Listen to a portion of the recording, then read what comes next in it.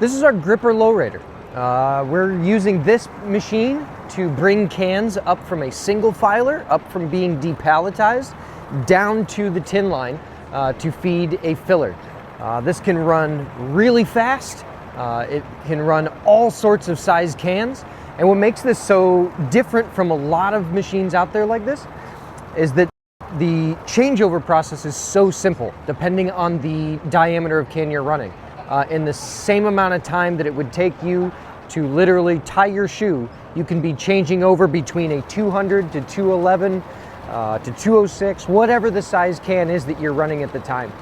We make these in a lot of different heights, depending on what your tin line versus your single filer up top would be. The VFDs that are operating these two motors that are running our conveyor belts can be programmed to fit a really wide range of speeds and necessities depending on the cans per minute that we're running at our filler. As our cans come in up top, the gripper will gently grab both sides of the can. The can will be flipped upside down.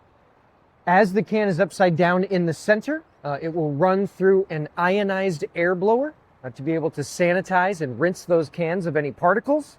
The can is then flipped back upright and then sent on to the conveyor belt.